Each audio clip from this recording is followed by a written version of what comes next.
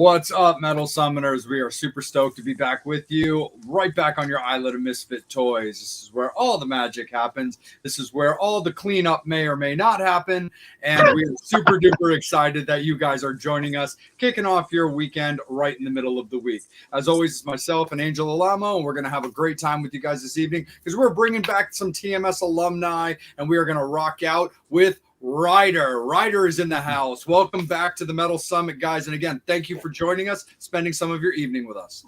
Thank you for having us. What's up, Jay? Thanks for having us. And I promised you the last time, because it was just me solo, I said I would bring some of the guys with me, and well, I delivered. I'm back. I've got some of the guys with me.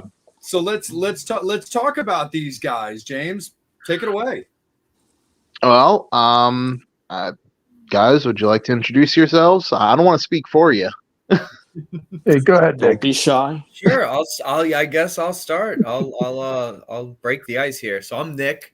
I'm a drummer. I live in Queens. I'm originally from Long Island. I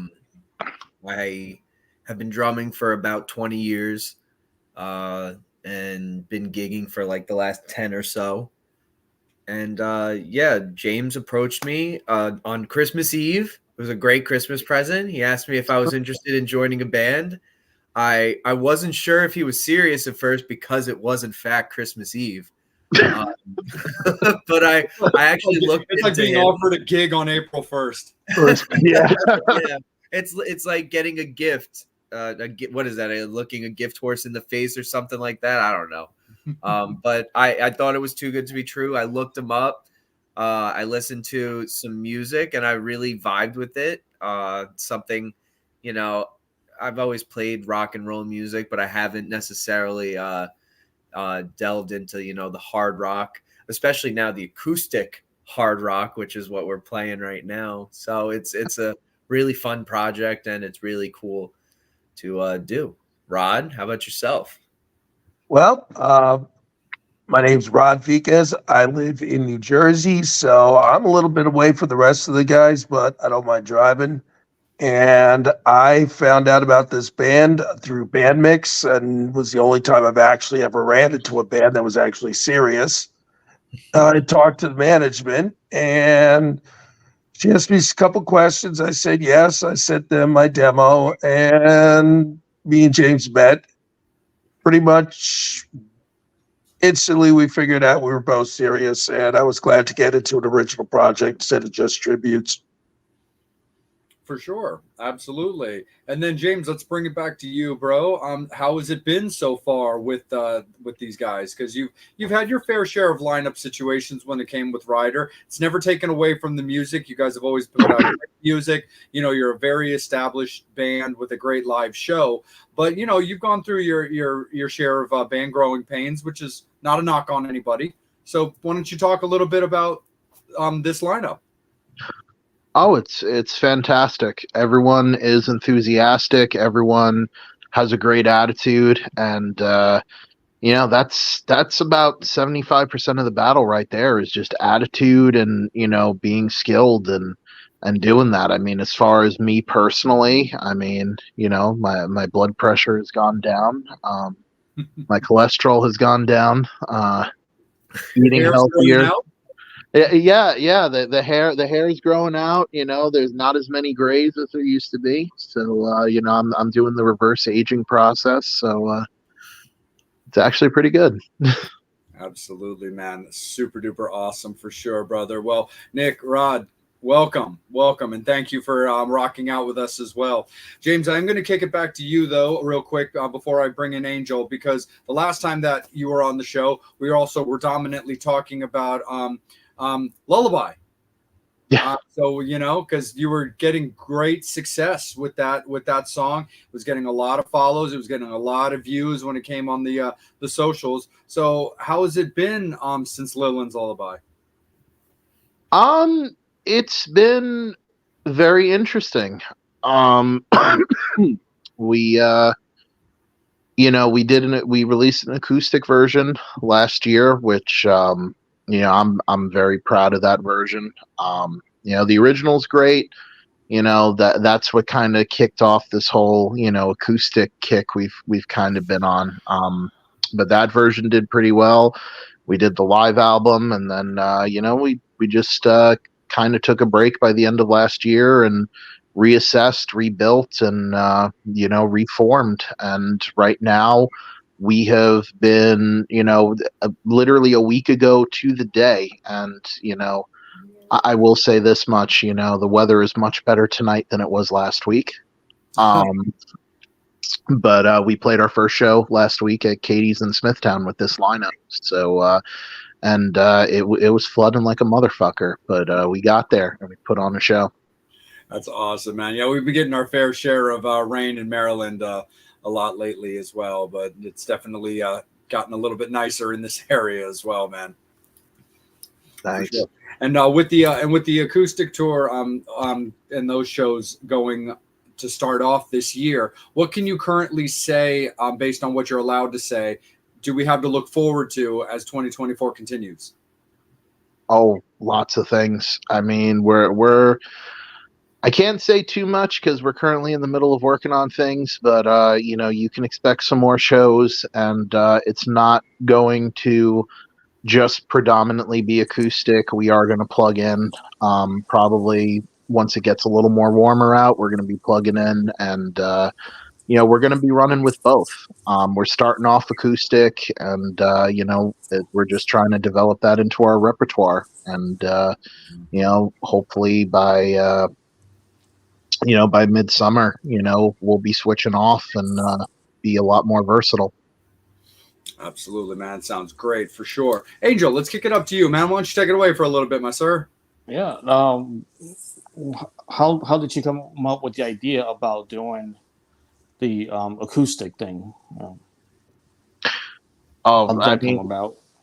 As a 90s kid, I grew up with MTV Unplugged. So, I mean, Eric Clapton, Alice in Chains, even the Kiss one was really, really good too. I mean, there's a lot of them. It's just really awesome. You get to experience the songs in a different light. You're not covering up, you're not covered up with distortion. Like you actually hear every note. So if you're on, you're on. If you're off, you're off. So it's really, really awesome, and it's a great challenge. How do you incorporate, again, just kind of looking at Unplugged, where some of the songs just sounded completely different? Was there any concerns about that happening with the fans not liking the acoustic? What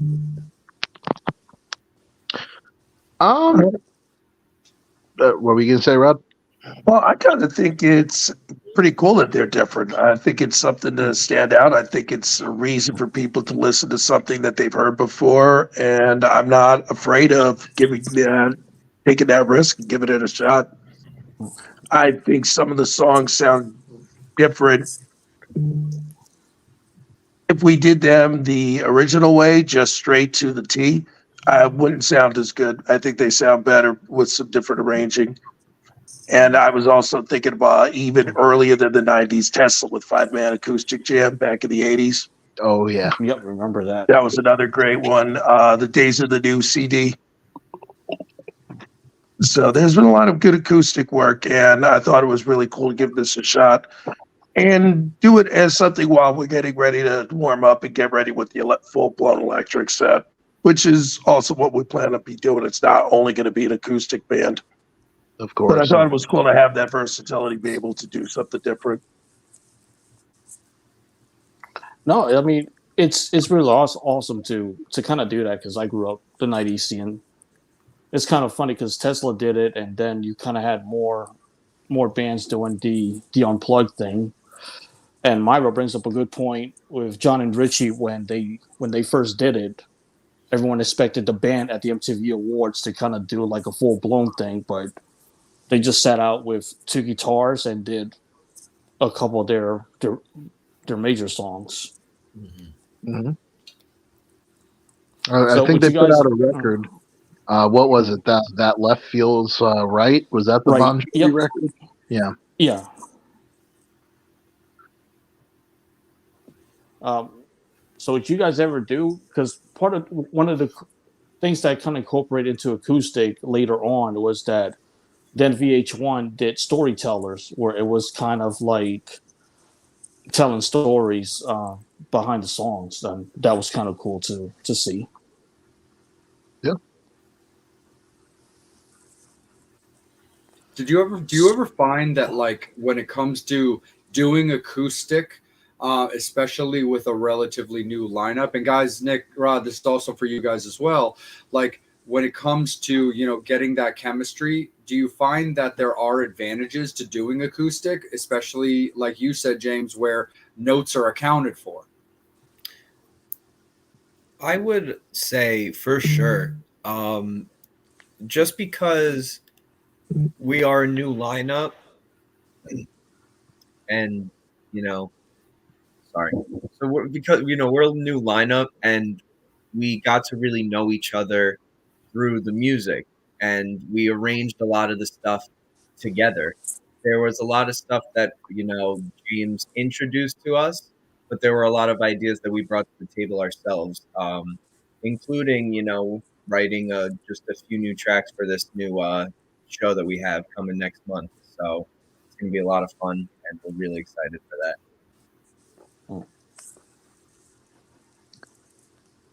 Yeah, I think So- there was something that was really cool about breaking down every song and not only relying on power chords and having a wall of gain. So I thought it was really cool to take songs and play them a little different on both versions. Yeah. But it's true. Everybody has been contributing to writing and arranging. So, and to me, arranging's half the battle. Yeah, it's been really awesome. As both Nick and Rod have said, there's no wall of gain to hide behind, and we really just grew as people and as a unit, because literally all we do is we get together, we literally sit, like literally in not really a circle, more of an oval, but we sit there, and we just bounce ideas off of each other, and we just keep trying stuff, and if it sticks, it sticks. If it doesn't, it doesn't. And what sticks one week might not stick the next week. Yep. So it's all a part of the creative process, but it has been really creatively fulfilling. We're coming out with some really awesome stuff, and you have 4 great minds in a room. So what more can you ask for? Absolutely, 100%. Right back to you, Angel. Are you working with a producer, or are you guys just self-producing it? Self-producing at this point. Oh, that's awesome. So is there like a way that you guys kind of come to a conclusion of what works? It's a lot of trial and error for sure. So I guess the way that we've established kind of our songwriting kind of process is either somebody has a bunch of lyrics that they want to, incorporate into something, or James or Max comes up with a riff. Rod came up with a bass line that we've expanded on. I even just started playing like a little drum beat, and we've expanded upon that. So it really just comes from like one idea that one of us, starts with, and then we just continue to build off of that. And the way we kind of tell what works is we just continue to play it. We kind of beat it into the ground, and just every kind of iteration that we can think of. And once we have that kind of baseline, then we have everybody's minds working on it. So then we have so many different collaborative ideas that just we kind of make it work, because we don't have any egos, really. No one really is trying to one up each other. No one is like, this is my baby, it needs to be like this. We have a lot of opinions, but we also respect each other's opinions, so it really works. Yeah, and I think also that we kind of look at each other. We know when something sounds good. We know when something sounds right. We know if it sounds better the way that we're doing it now than it did 5 minutes ago. And We know if it sounds it doesn't bad. matter who wrote it. It doesn't matter whose idea it was. It's what's good for the song. Because in the long run, if the songs are good, then it's good for the band. So Well, that's what absolutely. we're mostly concerned about, is just writing good songs. Absolutely. I mean, and here's also the X factor too. That's where live comes in, because again, we could sit in a room and we could create all of this music, and we could pop ourselves, and like everything sounds great to us. Ultimately, the people, the fans, the fans are the people that really determine, like, hey, does this really work? We all have our opinions, but if it doesn't hit with them, then it's back to the drawing board. True. Yeah, I'm not expecting the electric. Yeah, right. Like, crank up the amps. Yeah. It seems to be getting a pretty decent response so far, which I like. Pretty. Yeah. Well, I mean, for God's sakes, we have over 10,000 views on TikTok for doing a Four Non-Blondes cover. I mean, so. And no, nobody did the Skeletor voice. I was very disappointed. Oh, Yeah, I was like, I remember showing you that for the first time. I was like, this is a classic. who's gonna go for it? Who's gonna make the move? And then it was just like, nah. Well, We we can just have do the it without bars. it, see how it sounds. I'm sorry, what was that, Angel? Or you can just do it without it to see how it sounds. Well, yeah, we took it seriously this time, but who knows? Come down April 13th to the Shillelagh Tavern, and we will probably be playing What's Up, and who knows if we Shillelagh get a Tavern crowd- where? in Queens, Queens. Yeah, Astoria. Yep, Astoria. Listen, we probably won't do the Skeletor, but we're not stopping anybody in the audience from doing this. Yeah. Yes, but, There you Nice. go. And I will try my best to my test of perseverance to not crack up on stage after the but and I will promise not to do it. I will promise not to do it just because it's too goddamn funny. It's too tempting. I'm gonna go to the fan question, which is gonna be comical in a way. Brian, for each member, what advice would you give to your 18-year-old self? You want to start with that one? I got to think on that. Jeez, man, that's a wow. Okay, take care of the business as much as you take care of the music. Yep. That's a good one. Yeah, it's a good one. That's a great one. I think something that I was really caught up on when I was 18 was that ego that we were talking about. I feel like I definitely had one then. Was very much about competing with other people and seeing a drummer and like trying to be like, yeah, he's not as good as me. And it's just not a cool energy to have. It's much better to collaborate with people and to work with people. And if they don't want to do that, or if they kind of brush you off, then that's their problem. You don't want to be like that. That's definitely not cool. Yeah, I would. Yeah, just collaborate with people, work with people, and Yeah, I'd expand upon that, and I would tell myself, go into things with an open mind and realize that art is subjective. Music is art. It is not a competition. And yeah, just go in and most importantly, have fun with what you're doing. This is, we are very, very, grateful that we get to do this, and that especially that we get to get on a stage and play in front of people. And not many people get to do that. And, you got to have fun with it. Enjoy every moment.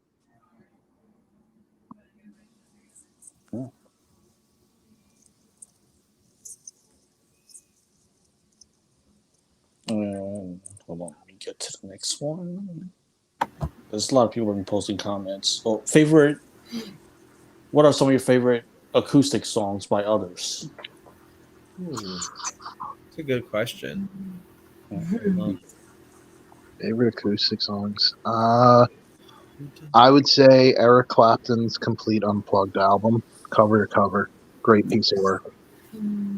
Yeah, I was gonna say something similar. I really love the Nirvana MTV Unplugged. Oh yeah, Just so many classic versions of classic Nirvana songs. Like some that are might be more well known than the original versions. That it's just so popular.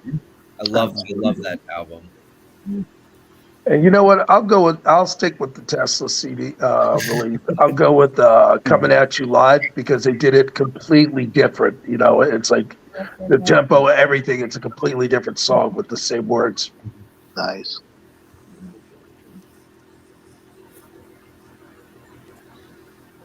Back to Brian with a question. He likes to analyze accents.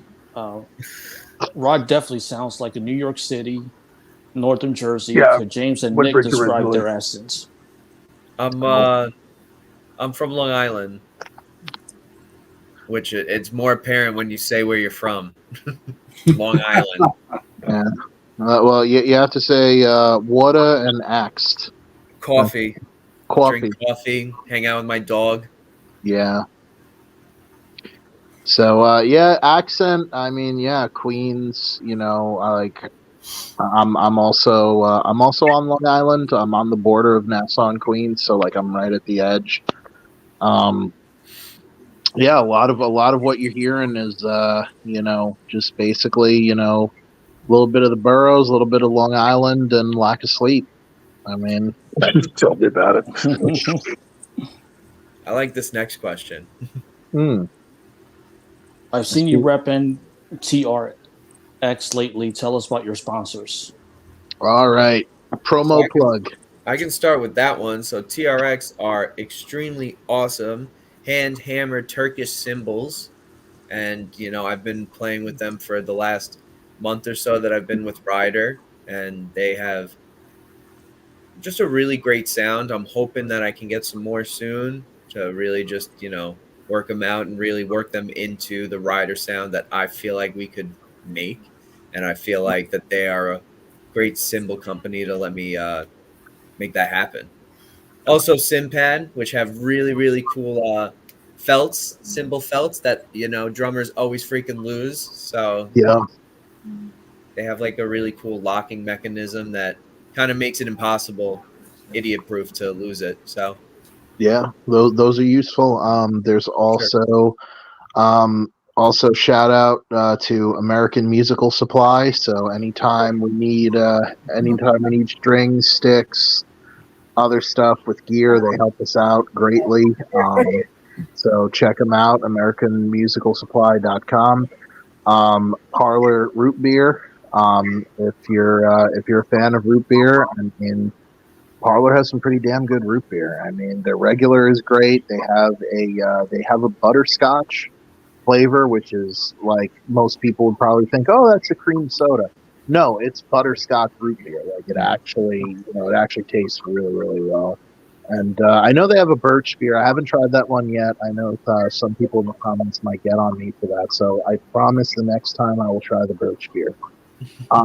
So Parlor Beverages, check them out. And last but not least, Hemp Wizard beard oil. So how that came about is I did an interview last year.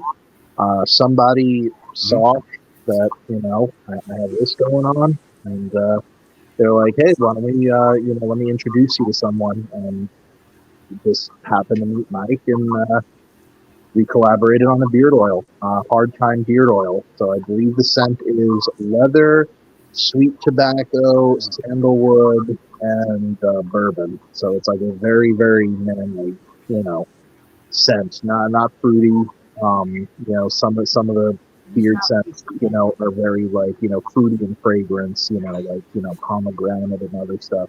This isn't as pungent. But yeah, Hemp Wizard beard care. So I believe that's all of them. I use it once a week. It smells incredible. Just I'll be honest. That is that even if they weren't our sponsor, it smells freaking awesome. Oh yeah. It's a great question. Yeah, I was about to say, what about the race car? our most Oh. important, our newest partnership. newest. Yes, our Rod. buddy, Damn. Mr. Lagoda Motorsports. Damn. All right. Well, I'm sorry, Ryan. That's when you know you've made it. Yeah. So we do have the band Ryder does have a race car, number Nice. 92. Mr. Ryan Lagoda of Lagoda Motorsports. He drives for the Race of Champions up in Rochester and New York Stocks in Buffalo. So, very, very proud to collaborate with him and partner with him. And I mean, I know this is cliche. I mean, the band's called Ryder. How the fuck do you not have a race car? I mean, Well, now we do. yeah. True. We do. Riding dirty. That will be the Man, name of the strip club. How did that come together? Because I mean, really, which one? The Ride and Dirty. Just asking for research. Yeah, that'll be That's a strip club. yeah. I'm sure probably somewhere. I don't know. There you go. Drive down to Mexico. It'll be like the Titty Twister and From Dusk Till Dawn. Like Yeah. There's the next run of Ryder merch. Stripper outfits. Lingerie. Whatever. Ryder lingerie set. Yes, lingerie and race cars do go together. We know that. Just look at the race car magazines. I Definitely. just know from a friend that told me. That's how I know. Good Yeah, connection. yeah. Yeah, Good connection. Good connection. Speaking from a friend. Any wrestling collaborations coming up? Oh, I mean, as much as I would love to collaborate with WWE, I mean, hopefully with Vince gone, I mean, hopefully the royalty rates went up a little bit, because Triple H is a music guy. He's on the TKO board, so I'm sure he's paying, probably kicking back a little extra. So That'd be something. That would be something. no, I think what's it? WrestleMania's in Philly this year, right? Yeah, it is. Yep. The Wells Fargo. Yeah. Yeah, I remember one WrestleMania. Josie Scott. They used the song from Saliva to perform there. Yeah. Motorhead, New Year's Day. Yeah. Like Rock has definitely been prominent at wrestling events. Oh, Yes. absolutely. Yes. But someone has another idea. Oh. Oh, What about monster trucks? monster. What truck. about monster trucks? Damn. That would Sure be bad. would. That would be Would be badass. badass. That would be badass. That would be badass. Yeah. And we could do a cross collaboration with Ryan if he has like a race car that's a little beat up that he's looking to get rid of. Just have the monster truck just fucking kill it. I mean, Exactly. Two birds with one stone. yeah. Right.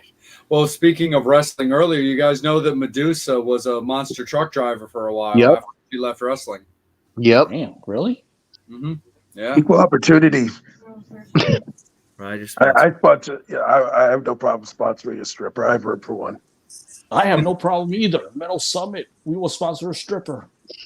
Yeah. So we are equal opportunity on this program. for sure. No comment. Of course we are. Well, Jay cannot comment, but I can. So, okay, me Yeah, personally, say whatever. as part of the Metal Summit,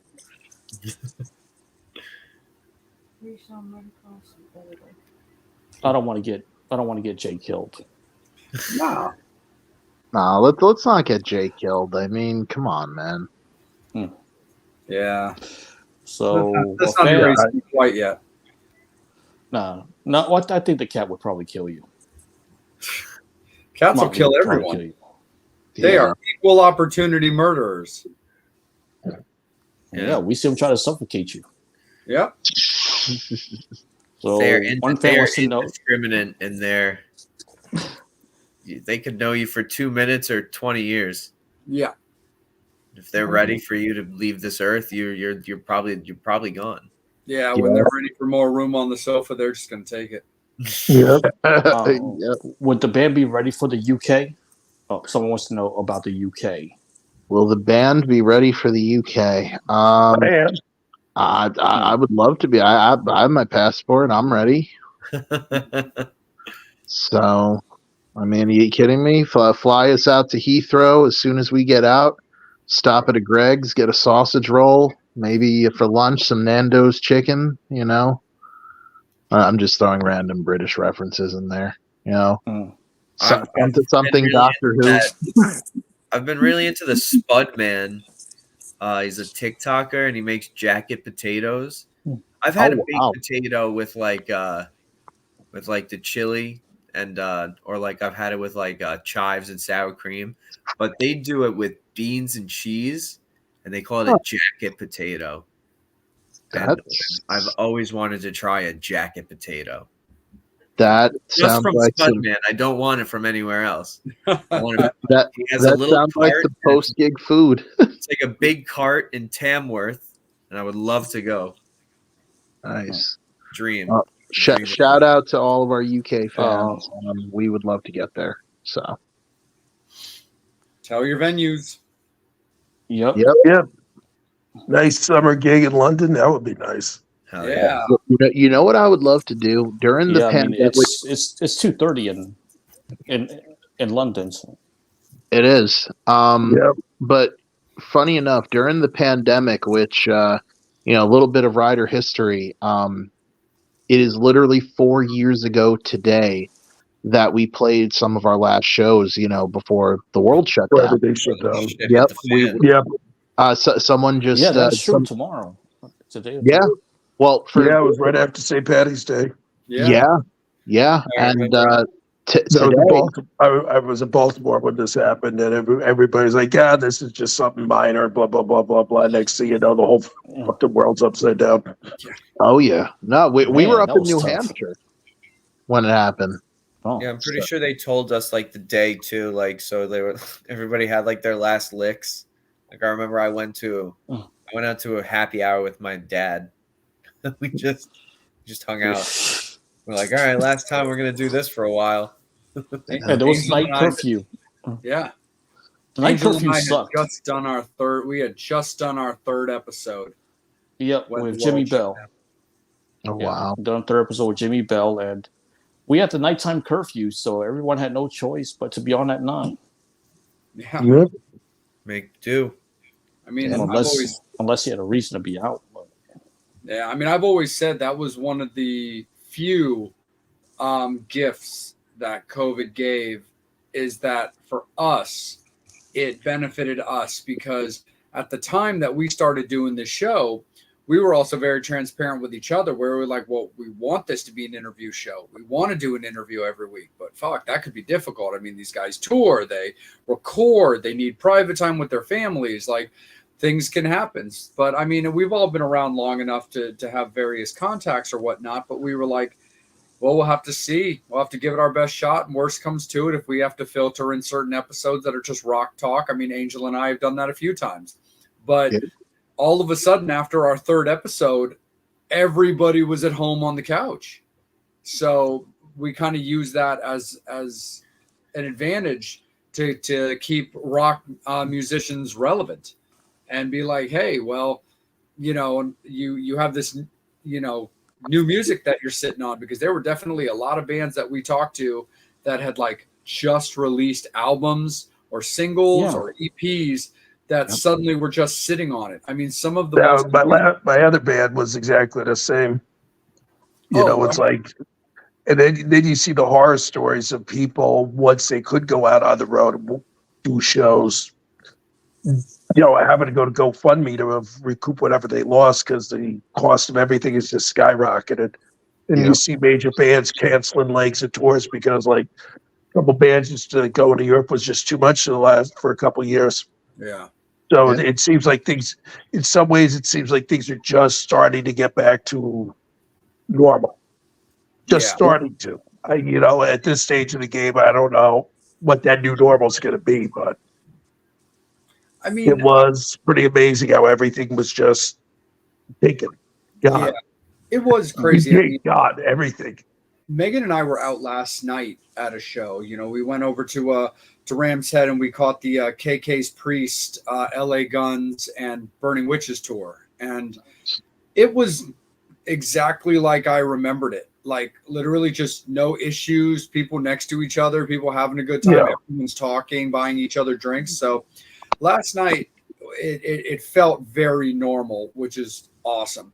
But it was definitely crazy during like that, you know, just post blackout, because there were some weird restrictions and weird scenarios that were going on. I remember watching pictures of this one band or this one venue that was like, well, they literally did like a grid on the grass or whatever, the area in front of the stage with like tables and chairs, but everything was like I've been in one. I've gone to a concert that has had a pod, and it was weird and pretty dystopian, but at the same time it was freaking sick, because I was hanging out with like my dad and a bunch of like our friends, and it was like, I don't know, 6 of us maybe in one pod, and it was just good vibes there. You didn't have anybody like rubbing up on you, which like it took out the worst parts of the concert, but also some of the best parts of concerts where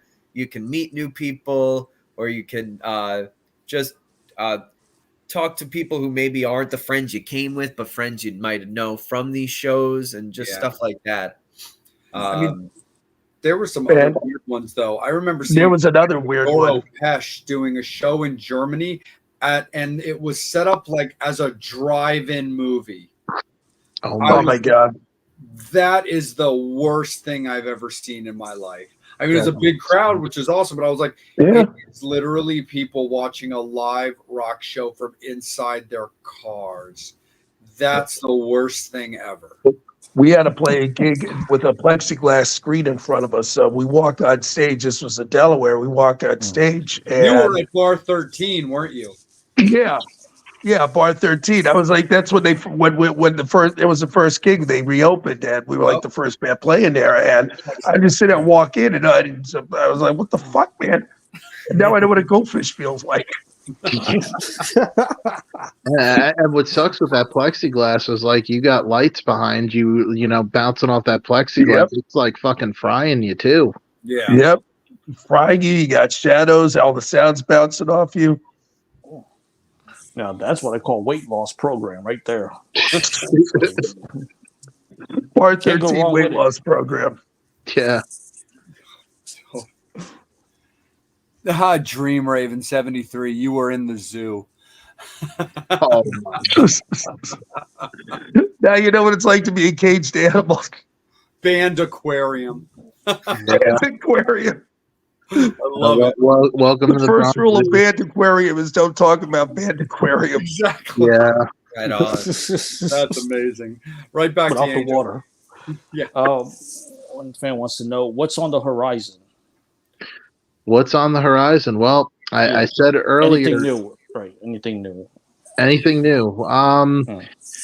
Well, like I said earlier, April 13th, Shillelagh Tavern, Astoria, New York. That's the most immediate thing next up on our radar, and you know, we're planning some other things that we can't really announce yet. We got to dot the I's, cross the T's, and you know, make sure all the paperwork's looking good. And stay tuned.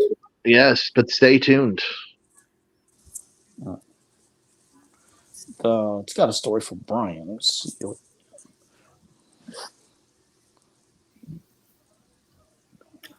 Because I was considered part of the band, but the dude flipped.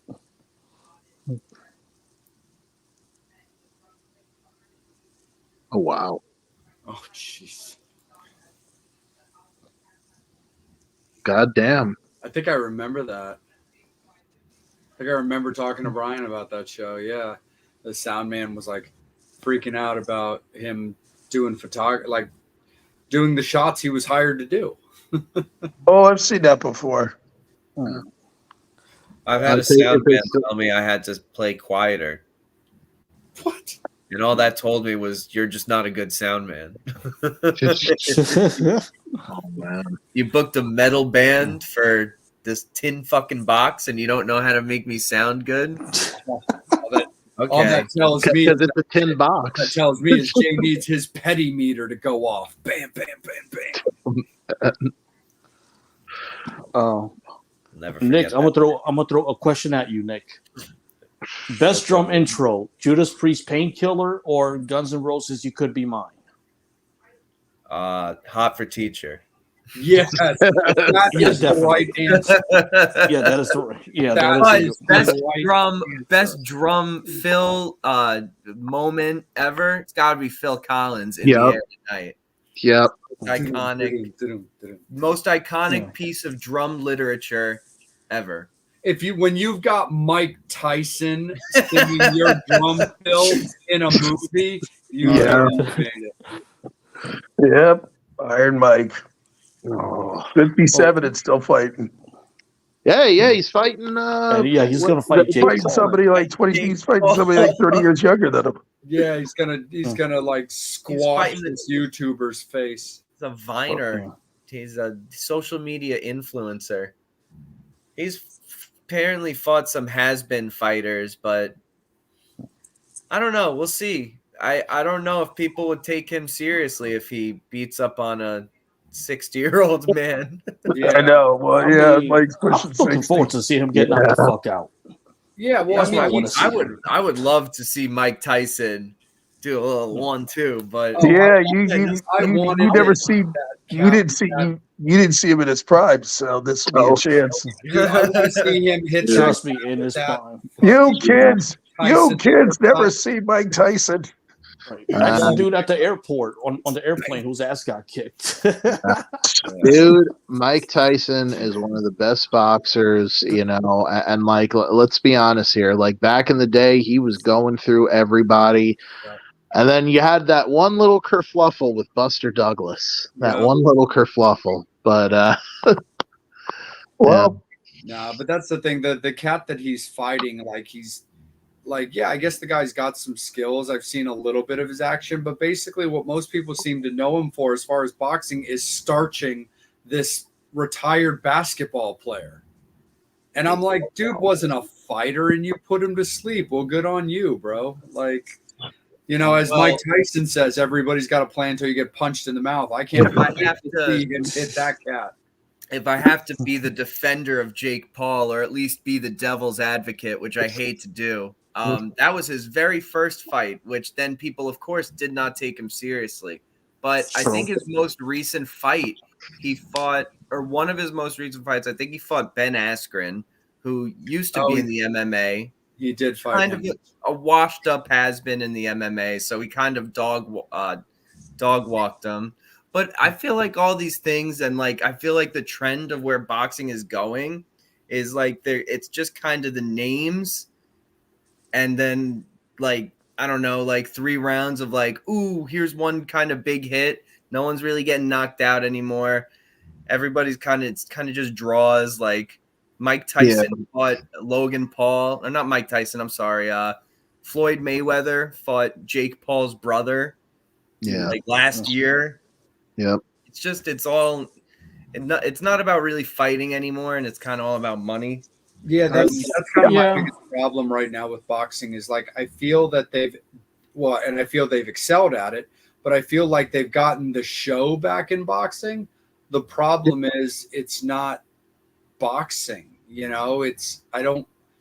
it's who's the next cool thing, who's the next interesting person, like who's the next like controversial figure who doesn't shut up, or who's going to take their hand at boxing, who's going to take it up for the very first time. Where's the like the old school kind of Rocky guy, or like the Clubber Lang guy who doesn't fight in a glitzy gym. He literally just fights by himself, like with his like specific manager and trainer, and like him and 2 other people, and that's it. Like no cameras, no nothing. It's like, but I mean, I'm also being a little like soapboxy anyway, because it's the elder gentleman in me that's starting to speak up about pretty much it. But the fact of the matter is, like, I hate a lot of what the world's becoming, which is as long as you can be like a certain amount of personality, you don't have to have any talent in anything you do, and you can just make a ton of money. You got That is so true. You got bands out on the road that aren't getting enough attention for actually being able to put out good music and play their instruments because they're not on YouTube singing a song about fucking Friday because daddy, owns a record label. Like, Oh, damn. You don't see, chicks in Target like juking to some goofy beat song and then putting it up on socials and all that stuff. Okay. Rant over, jumping off of soapbox now. Well, I will say this much about boxing, and this will be my statement on the state of boxing. The last true boxing match was Mayweather and Pacquiao. Yeah. And unfortunately, I feel, James, I'll tell you, unfortunately, I feel like we really even still didn't get what we should have because there was that huge, long, drawn out, well, he's on the juice. No, he's on the juice. He's ducking me. No, he's ducking me.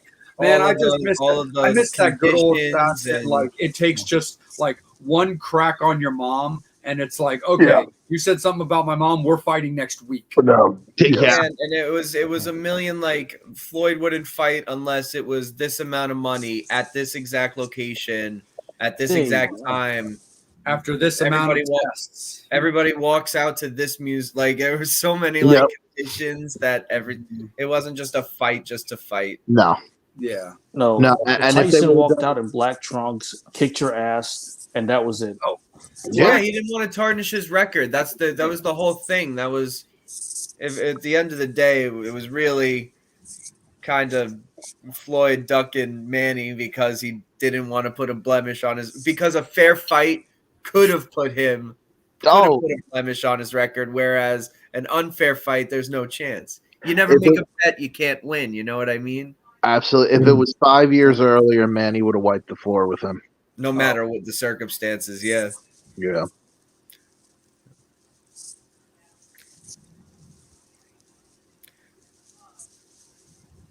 But for sure. So here's bring it. Oh, we got something. We got to pop up. We watched all the greats: Sugar Ray, Marciani, all the Mayweather who love the sport of boxing. Haven't seen their hunger in the sport in a long time. Yeah. Yeah, that's true. I see the hunger. Yeah, exactly. It's for the money. It's not for the sport. No, man. He sure is. No, he's definitely still a beast. Yes. Oh yeah. His like bicep is probably like twice the size of my head, and I got a fat ass head. I'll let Jake Paul like punch me 10 times in the face before I'll let Mike hit me one. Yeah. Like I ain't getting. I still don't want to be punched in the face though. Well, I don't. Yeah, I don't want to get punched at all. Like I will say though, I do give boxers and MMA people a certain amount of credit. I really do. For sure. That's not a life that I can live. I remember watching like interview with some fighter one time where he was like, oh man, I love getting into these fights. I like taking a good stiff shot in the face, man. That makes me feel good. That lets me know that I'm in a fight. I'm watching this interview be like, that's the last thing that I want. I know I was like, I know what I like. I like vampires, goth music, and girls with tattoos. Getting punched in the face is not on my bingo card. Yeah, exactly. I know somebody that we used to say, I'd rather fight than fuck. I'm like, dude, man, whatever. Sociopath. That's all right. You have fun with that. I preferred F word in that scenario. I'll definitely really.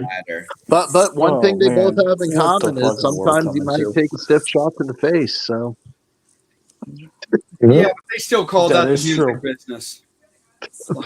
Hey, if it's a mistress, yeah, definitely. Oh man, just saying. Somebody in trouble. What? Just saying. No, for sure. So I got to bring in a question that Angel asked before, and I thought it was a great question. And you guys have been talking about trying these songs out on a crowd and getting that reaction from what the fans think of this stuff. from the three of you, how do you know when a song is done?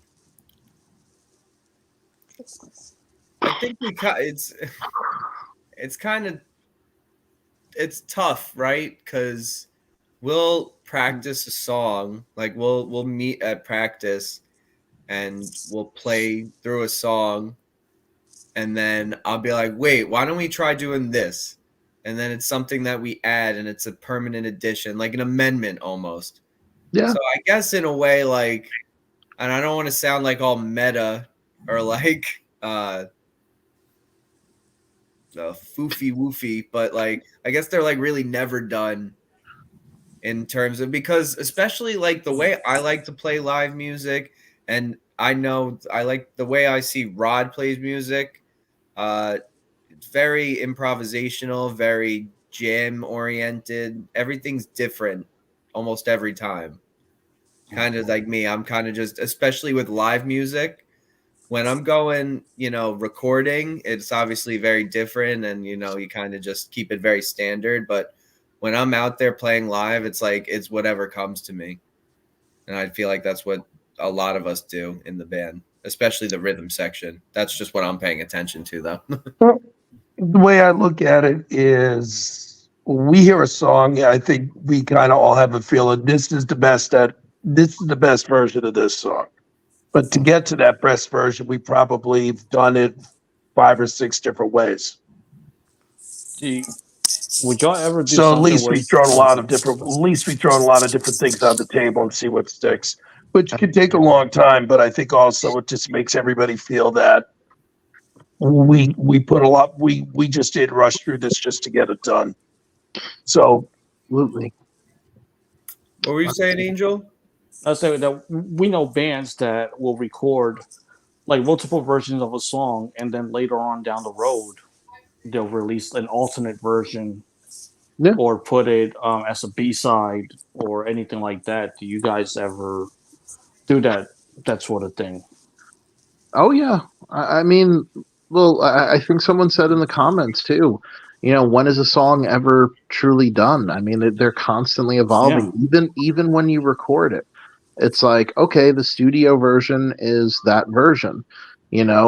Maybe you do an acoustic version. Maybe you do an alternative mix. Maybe you switch it up live. Maybe that chord you hang on the fade out on the studio, you're going to actually come up with an ending for live. Like, you never know. So it's all about experimentation, trying things out, and again, as I said earlier, the people are the judge. So if it hits, then great. If it doesn't, then try again. We haven't been off stage yet. Yeah, no, that's definitely fair. Actually, if our bro DK is still watching, DK, throw a comment in real quick, dude. You got an album coming out next month. What's your opinion on when a song is done? If you're still watching with us, brother. Right back to Angel. Well, speaking of that, we're going to somewhere next month. Yeah, so the Metal Summit is planning to host the Kickin' Valentina record release party in late April in Atlanta, Georgia. So we're definitely very, very stoked about that. We're working on the loose ends and seeing which members can attend. But no matter what, Angel will be there for sure. And I'm planning. Yeah, I already booked a flight. Yep, I'm planning to attend as well, but it does fall right in a little grippy area of 2 other events that I already have to work and stuff like that. So I'm still playing a little bit of this. But no matter what, the Metal Summit will be in the house for that Kickin' Valentina album release show. And if you guys are unfamiliar with those guys, if you guys like Ryder, you guys would love Kickin' Valentina. So definitely, just no nonsense, just driving hard rock that, just stripped down awesomeness. You guys would do great on a show together. In fact, James, you're probably familiar with them already because you've done so much stuff with Brad Lee. Oh, dude, I've been. I mean, the only time I think we've been on a bill together was on Brad shows. I mean, hey, I'd love to throw down. Let's do it. Hell yeah, for sure. Hey, James, I also got something to show you. Brian, our friend and Metal Summoner who watches with us, wanted me to show you this picture. Angel, can you make me the big screen real quick? Hold on But one second. he was Let me he was do talking. real He was quick. the guy who was talking about the sound guy giving him grief about taking photography of the band that booked him. But this, he said, this is from when you played a Bobby Hammer show at Sparta, and this is a photo that he took. Oh my god! I remember Nice that picture. show. I'm trying to get like somewhat clear without the glare, but Oh hopefully it's my coming through for you. god! Yeah, we can see it. Yeah. I You can post remember it to that your show. Facebook. I remember that show very, very well. My buddy, shout out to Sap Terry, Armadillo Terry, great guy. He came out. He was helping us out that night, and yeah, I remember walking in there, and I'm like, wow, all right, this is a nice little venue. And we started smelling gas. And we're like, there's a gas leak in this venue. Like, what? This is some outlaw mud show bullshit here. Like, what the fuck, man? So, it was definitely an interesting night. It was a good show. Shout out to Bobby from the Mathematics. But yeah, no, that's damn. Talk about a blast from the past. That was yeah. We drove and drove in, played that show, drove back the same night, and ended up stopping at the rest stop and having Pete's coffee for the first time. So Yeah. That was pre blackout. That was the old school Ryder skull logo back in the day. mm. Oh yeah, when I had the fetish for skulls. Yeah. No, for sure. Absolutely. When it comes to the way you guys rehearse and prep for an acoustic show, what is it that differs as opposed to a plugged in show?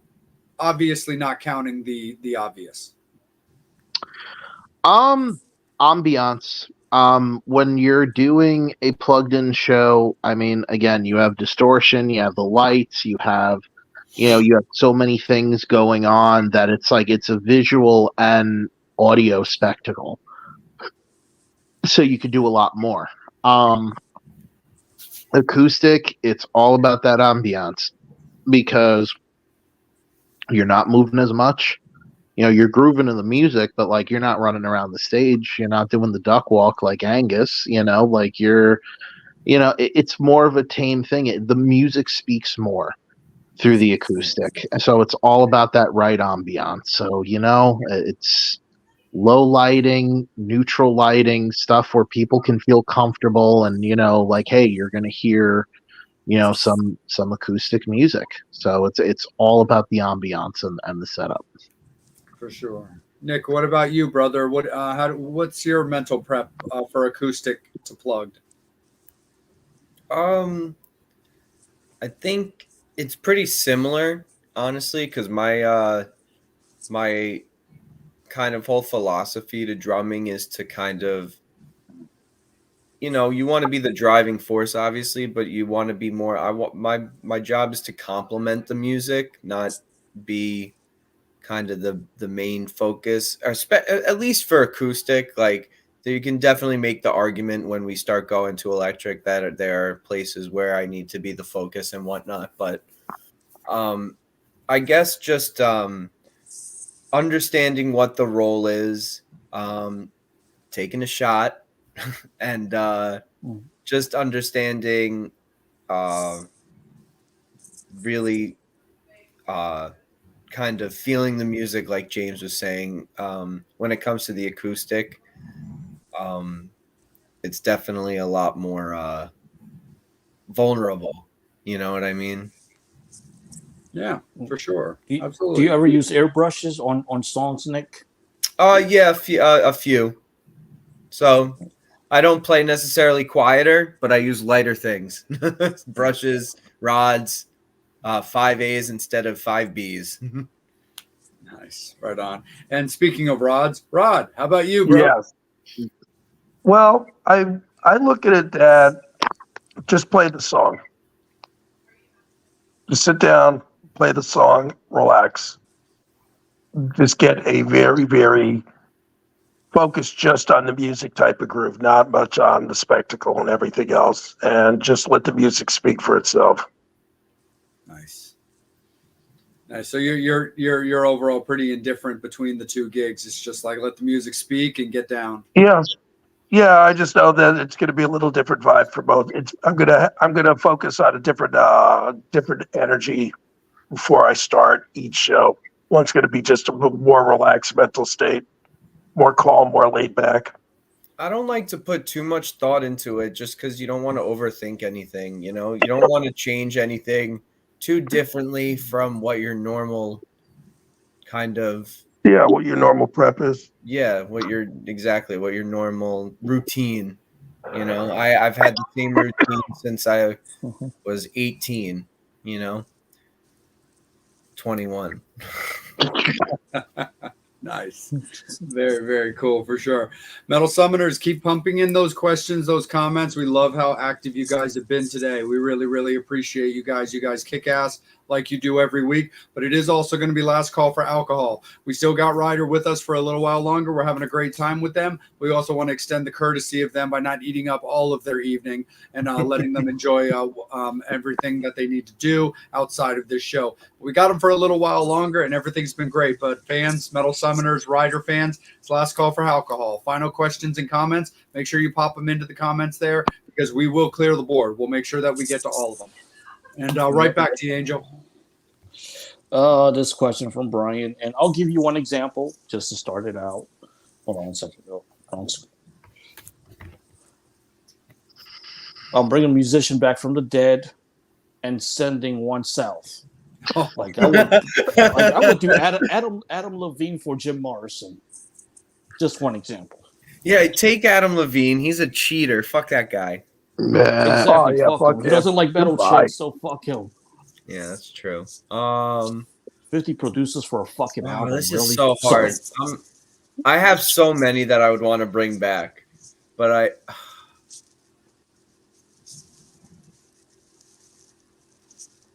think because he was alive when I was alive, I'm not going to say Prince. So I'll say Kurt. Kurt Cobain was never we never crossed paths in life. Or at least I don't think. I wasn't sentient at least. Oh man, I would bring back Lemmy. Nice. Yeah. And let's see, do I want to say, an easy thing to send back would be Fred Durst or Nickelback. We just said, can I send all Nickelback? Oh man. I'd send back Machine Gun Kelly. Probably. Oh God, yeah. There you go. Perfect. Oh man.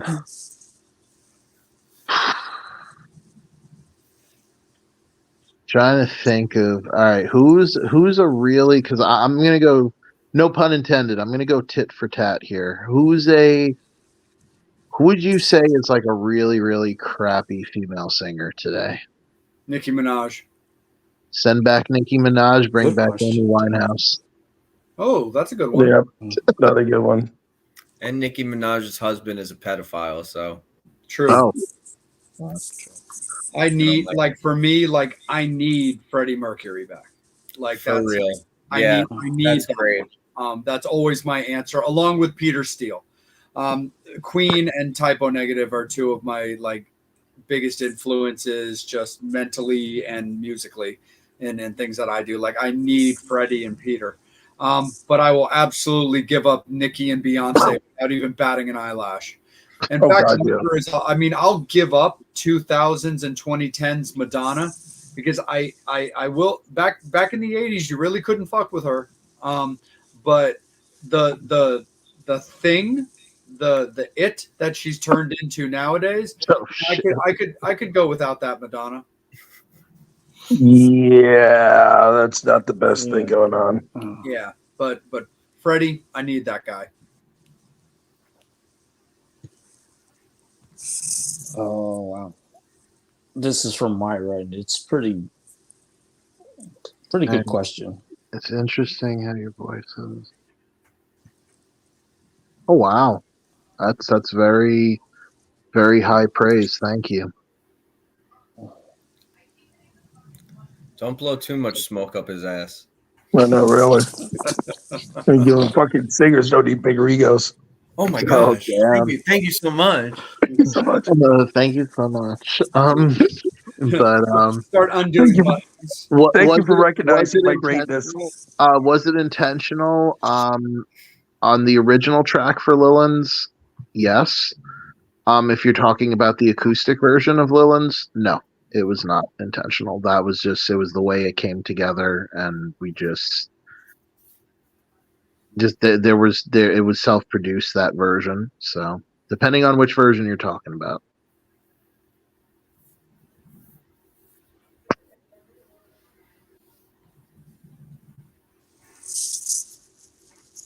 Oh, kick it right back up to you, Jay. Yeah, absolutely, for sure. So we've talked about putting together new songs, testing on the crowd. We've talked about the live gig that we have coming up. What would you guys collectively say would be your goal for 2024?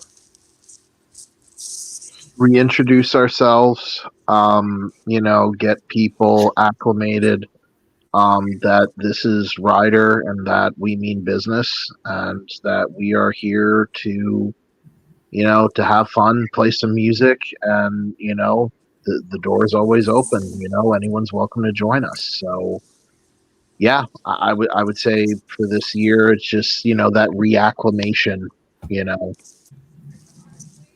Yeah. Would love to, meet some familiar faces to the band, and would even love more to meet some new faces, and just play as much as we can without, oversaturating it. You know what I mean? But like, just really get ourselves back out there. Oh, Yeah, I think that's it. Just get on stage, get on stage, work hard, get quality gigs, and move the band forward. And I can say for now, a goal for mine, much more short term, is to play some electric music. Yep, we're working on it, Nick. we're getting there. We're working on it. I'm like a dog that's like on a leash, and then there's like like a New York strip, like right at the end of the leash. And, Nice. Yeah, like one of those wheels the hamsters on. like a Right. trained pit bull, like sitting, just stay.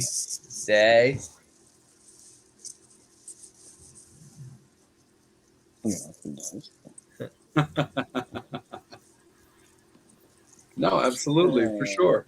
So I know that we've from the previous time that we've talked with James. So Nick and Rod, this one's aimed at you guys about like what got you into music. So Nick, why drums, and Rod, why bass? Ooh, it's a good question. I guess I got my first drum set when I was like 3. So I don't want to say I was like forced into it, because I wasn't. Definitely, I loved playing it. But I will say there was a time when I had the choice to choose. This is like a not a deep dark secret, but this definitely did happen in my life. In 3rd grade, you can choose what instrument you want to play in band the next year, and my older sister played the flute. So I was like, oh, naturally, I'm just gonna play the flute like my sister. And my mom was the one who had to bear the news to me that that wasn't really cool. Um, I guess it's Pick the 2022 flautist. now, so anybody can do anything, which I like, power to the people. But yeah, she was like, why don't you put down drums first? And then you can put flute like way further down of the choices. Oh, So I shit. put drums down first, and then I got private lessons. I was in the band, and then I just everything musically for me. Every time that I excelled, it was doing it with the drums. So it just everything kind of just stuck. I would always gravitate to the drums when I'd see a band, or just listening to rock and metal music, and even like EDM music, because it's very bass heavy, beat heavy. So it's kind of just always been, and I have really bad ADHD, so it's always been tapping my foot, hitting my finger, tapping a pen. So it's just always been drums for me. Nice.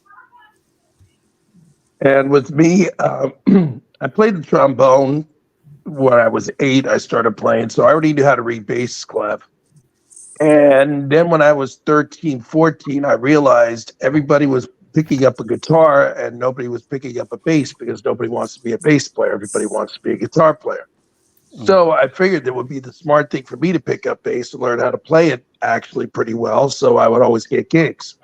And pretty much it's been since then. I'm not much of a guitar player at all. I've always focused on playing bass.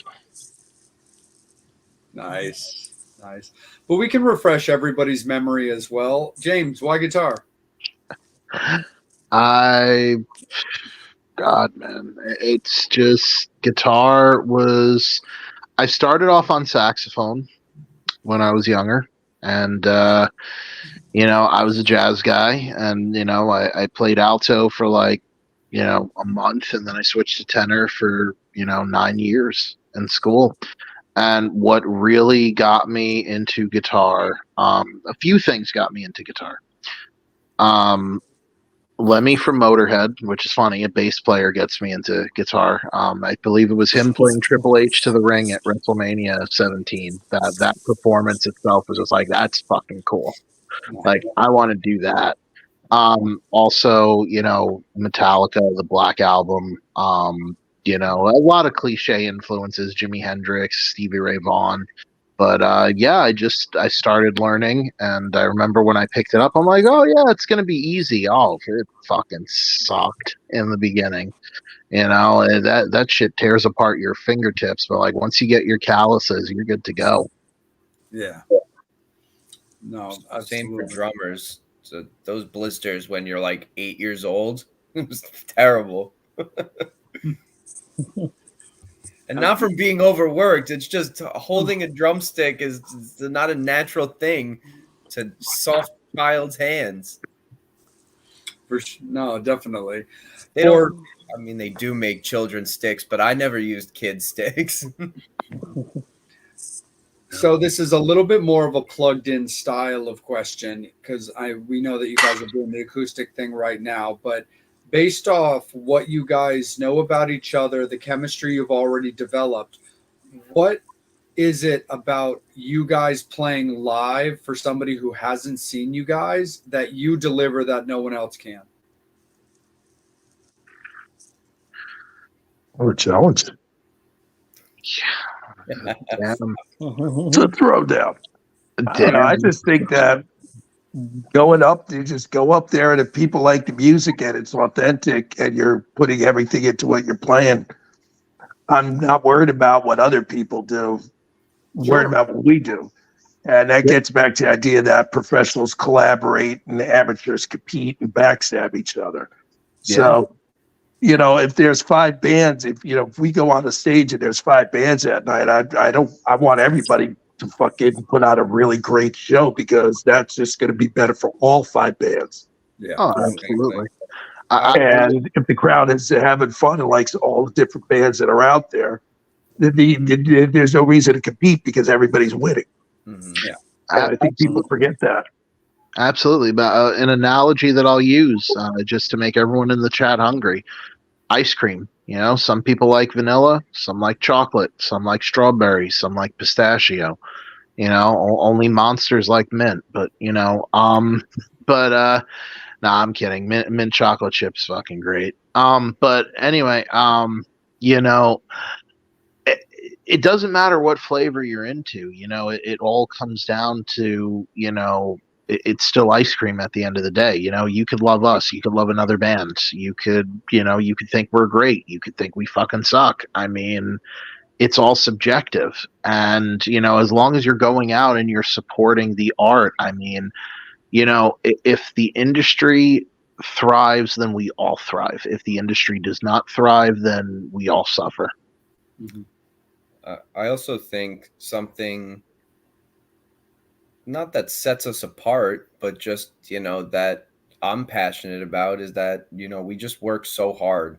and we're going to continue to work hard and bust our ass night in and night out, just getting ourselves to the level and in the position that we want to be ourselves, whether that's, right now we're focused on acoustic, and we are working extremely hard on that. And that's something that I haven't seen a collaborative effort like this in a band before, and in my personal experience. So it's nice to see. I've always seen somebody who cares like a little more than everybody. You know what I mean? There's always like the one person whose baby it is. Like, I feel like we all collectively really care about this. I know James's name is on the band, but he has made it very clear that he's like, this is 25% each way. It's all of ours, and this is something that we're in together. And so we're just going to get it done. No, for sure. And that's definitely the way that should be. Rod, I also like something that you said as well, because it's always a similar feeling to me, is like, I love going to shows where all the bands just throw down. I think it's fantastic. The thing that I do find a little bit frustrating, though, about the rock and metal community is I don't necessarily think that we do it intentionally, but I just think we could get better at it, is I do think the rock and metal community are their own worst gatekeepers. Because I do think there's a certain amount of excessive competitive versus strengthening of the community. And that even goes for the really like big bands and stuff like that. Like, I went to Kiss's farewell tour. I saw them in Baltimore right before their shows in New York City. And the opening band was Amber Wild. Don't get me wrong. Young band, only been together since January. Absolutely fantastic. They killed it. Great sound, great performance, great look, great everything. That's also Paul Stanley's kids' band. So I'm not taking anything away from Amber Wild as a band. I saw Evan Stanley with his previous band, The Dives, and they were great also. He's got chops. He can play. He can sing. He definitely got the genes from his dad.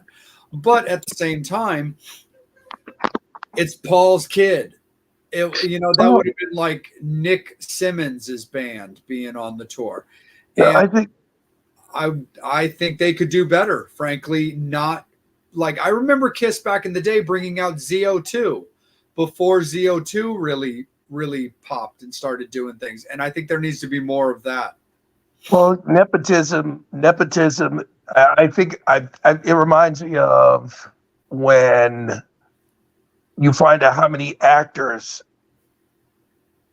are second generation actors or have family that are big in Hollywood. I think you're seeing the same thing in music now, because, the guys that we grew up with are, their grandparents now. So their kids are the next generation of people. And it sucks, but unfortunately, it's just part of the business. Nepotism is just part of everything in entertainment, and you wish it wasn't like that. You wish people would be judged on merit, but it's not like that. So you just have to try and adapt and network as best as possible, and at least be aware of, listen, there's a reason this person's on this tour.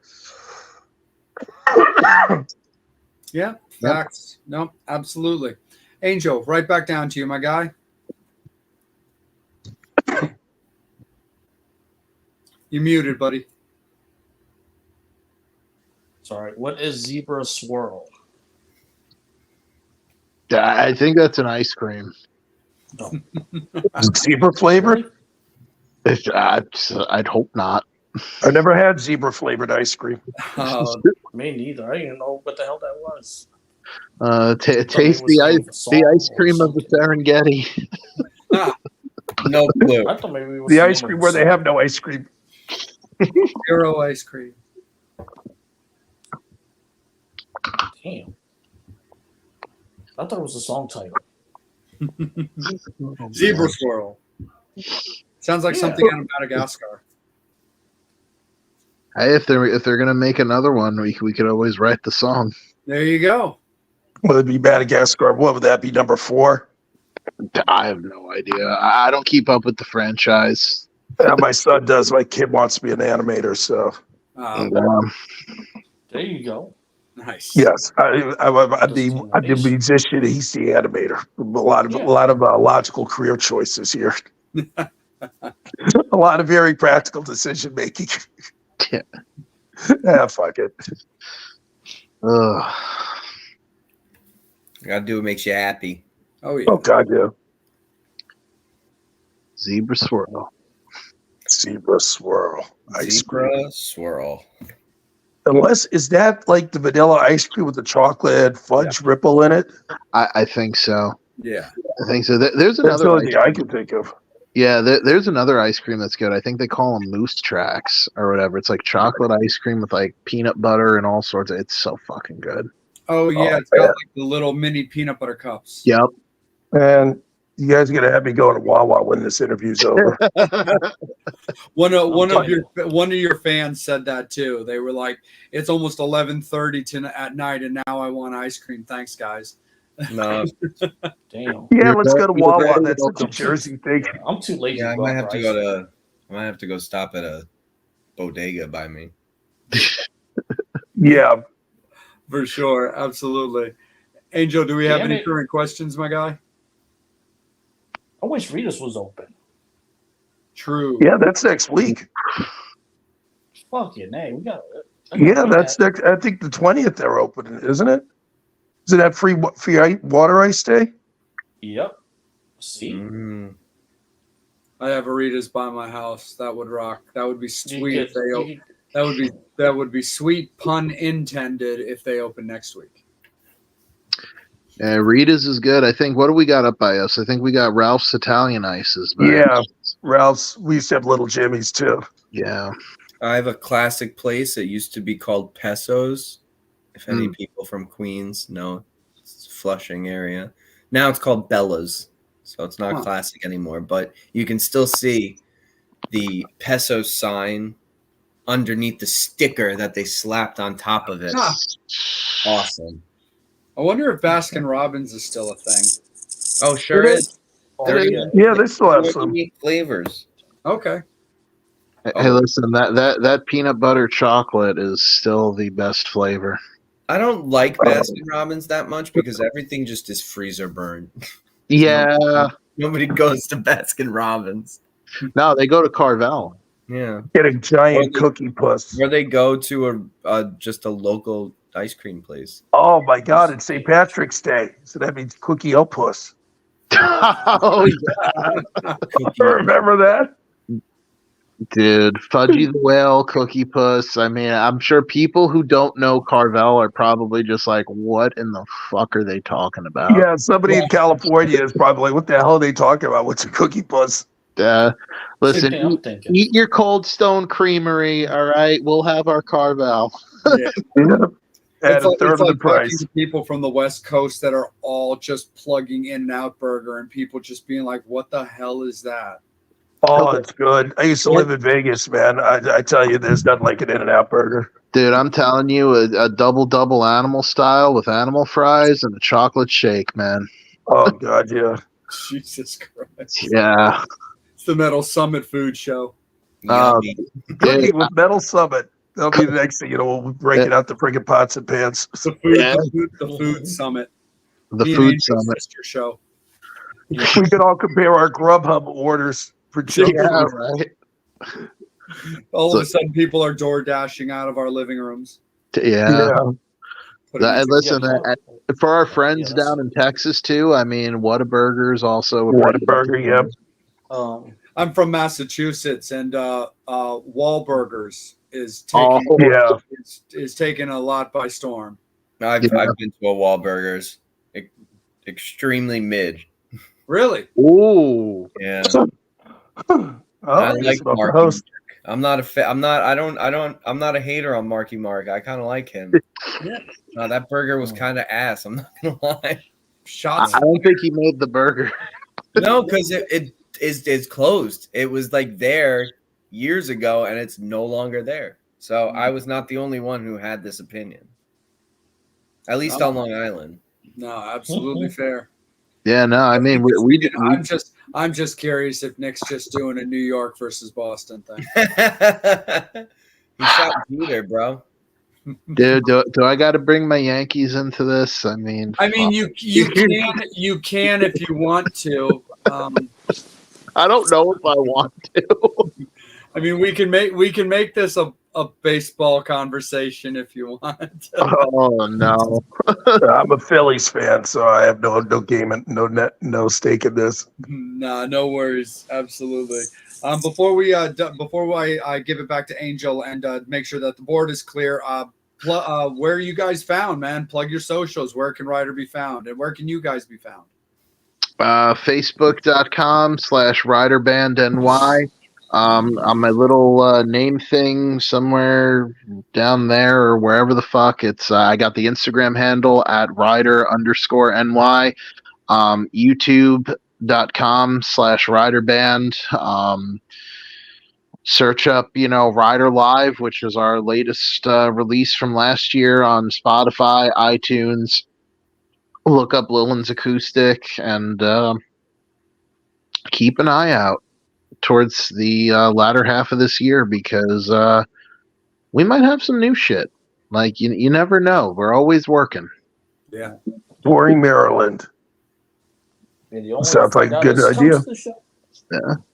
Touring Maryland, I would fucking love to come back to Maryland. I mean, haven't been to Fishhead Cantina in a hot minute. Haven't been to Zen West in a hot minute. There's a lot of places. I mean, I'll tell you, man, Zen West is becoming like the hot place right now. Power Man 5000 there last night. Oh, fucking hey, man. So nice. Yeah, I mean, I think who books there now? Nick Rapola, Nick Rapola, and Brian Smith. So all right, I'm gonna have to make some phone calls tomorrow. So. Oh yeah, absolutely, for sure. Give us a reason to break out the electric. See, that's what you do. You book a show 6 months in advance, and it's like you better have all new material written. You're going to look like idiots, so it's a great motivation for it. Nick's already started rubbing his hands. He's like, "Yeah, man, let's get the things." Yeah, what the heck, man? We got that. Yeah, we got it covered. 2 months from now, book it. We'll figure it out. We'll do it. Oh, definitely. Absolutely. Right down to you, Angel. Let's clear the board if there's anything to clear. It's all clear. It's all clear? Absolutely. Anything final from yourself, my friend? No, I just appreciate the time. Yes, absolutely. Thank you so much, guys. We really appreciate it. James, you've always been a bro, man. We really appreciate you, man, reaching out and wanting to come back on. Rod, Nick, thank you guys so much for wanting to be involved. It's been an absolute pleasure. And thanks for having us. Absolutely. The biggest thing for me and Angel, we say it at the end of every show, is that the thing that matters the most to us is how you guys felt, that you enjoyed yourselves, you had a good time, you felt respected, and you liked the questions you were asked. Absolutely. Yeah, definitely. Awesome. Absolutely. And I will say this much. I promised it at the end of the first one, and I'll promise it at the end of the second one. Next time we come back here, you will get all 4 of us. Hell yeah. We got room for we got a box down here. We got a box there for Max in the corner.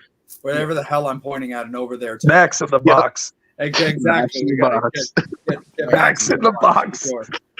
But thank you guys so much. We really appreciate you guys again. Metal Summoners, Ryder fans, thank you guys all so much. You guys are always so wonderful, so fantastic in supporting the show and supporting bands like Ryder, allowing them to go out and tour and put out new music and showing them lots of love and support. So we really appreciate you guys so much for everything that you guys do for the scene. And thank you guys so much. We'll see you guys in a week. On behalf of Ryder, thank you so much, guys. We really appreciate it. You can find Angel at AngelAlamo78 on Instagram. You can also find him on Facebook. And you can also find me on Instagram at Salem.vampire. And we will see you guys next week. A guest announcement over the weekend for the guests that we have coming up. Have a great rest of your week, guys. Have a great weekend, fans. Take care of each other. Look out for each other. And we'll see you guys in a week. As always, you've been watching The Metal Summit.